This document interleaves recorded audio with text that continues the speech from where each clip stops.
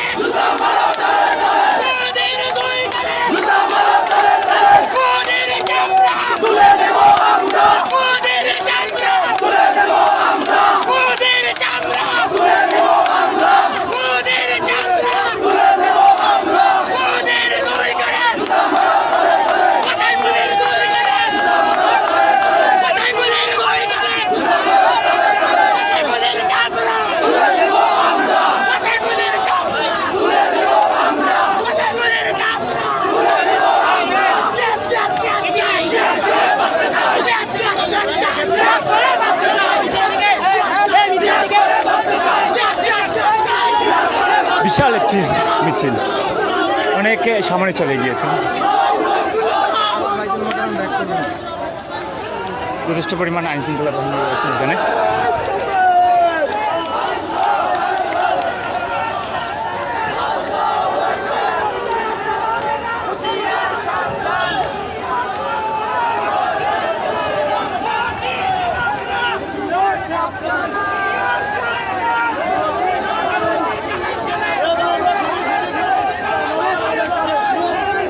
বিয়াস দেখতে থাকুন কি হচ্ছে। জানি না সামনে কোনো অনেকাঙ্ক্ষিত কোনো ঘটনা করতে পারে কিনা, আমি এখনো আসলে আশঙ্কাজনক রয়েছি। আপনারা দেখতে পাচ্ছেন এখানে আমি একটু যাচ্ছি, আপনাকে দেখার চেষ্টা করছি সামনে কী হয়েছে। জানি না, আসলে দেখার চেষ্টা করছি আপনাদের। বিশাল বড় একটি মিছিল, সেই জন্য আসলে সম্পূর্ণ ক্যামেরার সামনে নিয়ে আসা সম্ভব হচ্ছে না।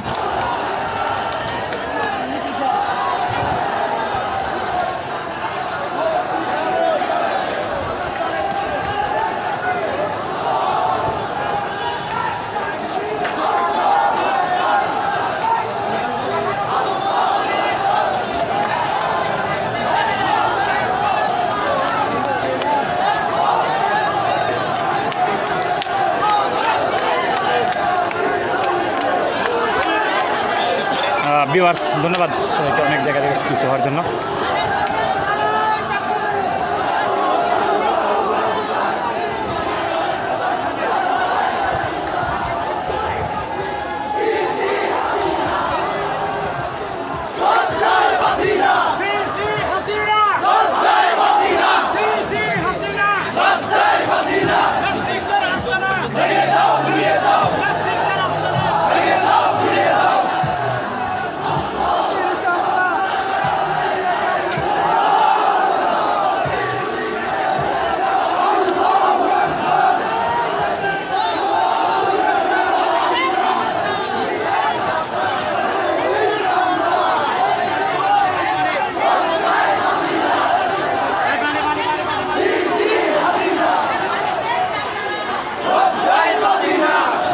ধন্যবাদ সবাইকে অনেক জায়গা থেকে দেখার জন্য।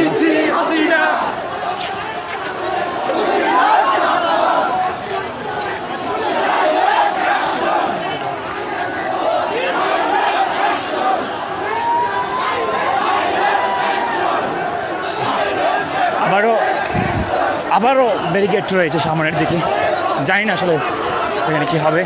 আপনারা একটু দেখতে চেষ্টা করুন, আর একটু থাকবেন আপনারা পুলিশের সামনে। কিন্তু দলগুলোর মধ্যে রয়েছে জমিয়তে উলামায়ে বাংলাদেশ, রয়েছে খেলাফতে মজলিস, রয়েছে বাংলাদেশ মুসলিম লীগ, রয়েছে ইসলামী ঐক্য আন্দোলন, রয়েছে খেলাফত আন্দোলন এবং ফরাইজি আন্দোলন। তারা মূলত বলছে যে মোদী হচ্ছেন বাংলাদেশের স্বার্থবিরোধী কর্মকাণ্ডে লিপ্ত রয়েছেন। তিনি কাশ্মীর এবং দিল্লিতে মুসলিম গণহত্যা এবং বাবরি মসজিদ ধ্বংসের খলনায়ক হিসেবে ইসলামী রাজনৈতিক দলগুলো মোদীকে চিহ্নিত করছেন।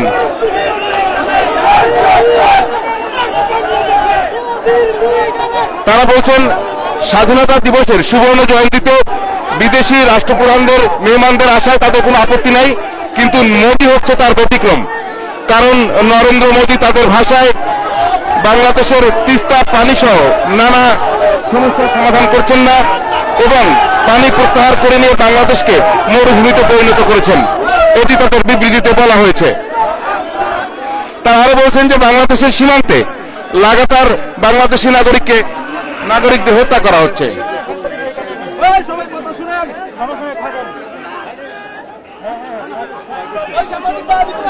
তারা বলছেন বাংলাদেশে সাংস্কৃতিক আগ্রাসনের জন্য তিনি দায়ী।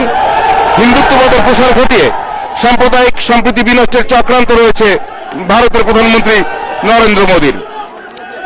তারা বলছেন যে কাশ্মীর এবং দিল্লিতে মুসলিম গণহত্যা চালানোর অভিযোগ করছেন মোদীর বিরুদ্ধে।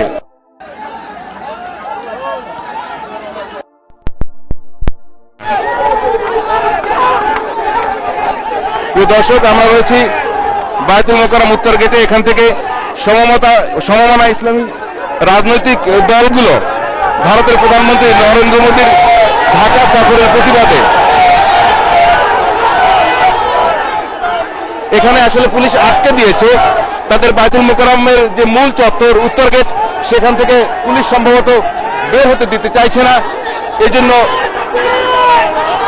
কিছুটা হালকা উত্তেজনার সৃষ্টি হচ্ছে এখানে।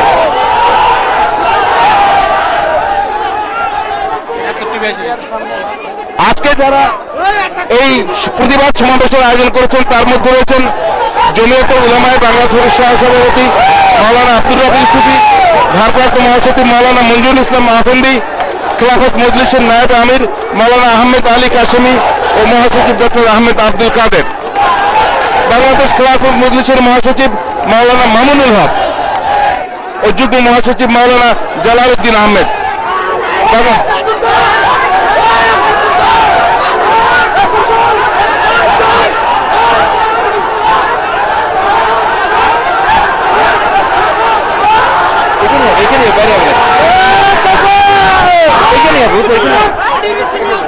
জানি তা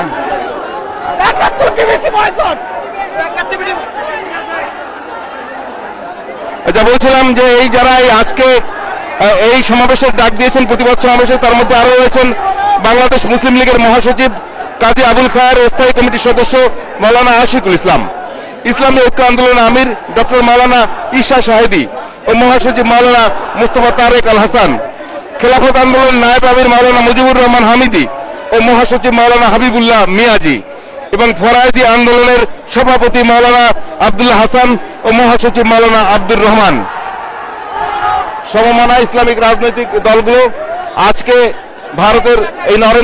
ভারতের প্রধানমন্ত্রী নরেন্দ্র মোদীর বাংলাদেশ সফরের প্রতিবাদে এই বিক্ষোভ এবং এই সমাবেশের আয়োজন করেছে, কিন্তু পুলিশ তাদের চত্বরের বাইরে বের হতে বাধা দিচ্ছে। সে কারণে তারা চত্বরের ভিতরেই তাদের প্রতিবাদ বিক্ষোভ প্রদর্শন করছেন।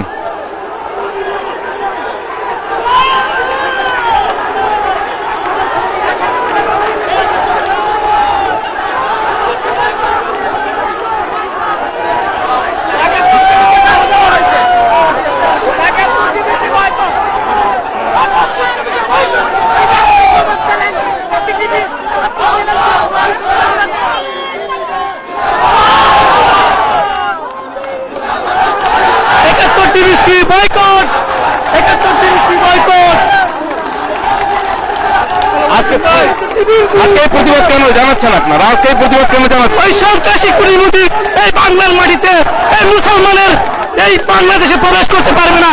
এই মুসলমান এই কুখ্যাত নরেন্দ্র মোদীকে যেভাবে প্রতিহত করবে, ইনশাআল্লাহ কুড়িমুটির বাংলাদেশ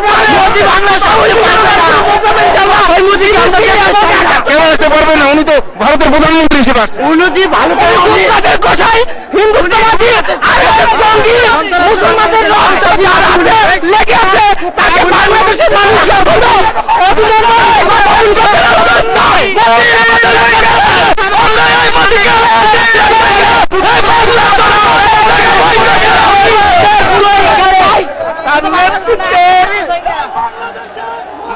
ভারতের মুসলমানরা আপনার নাম বলুন। মোদীর নির্যাতনে ভারতের মুসলমানেরা লাঞ্ছিত, বঞ্চিত, নির্যাতিত। মোদীকে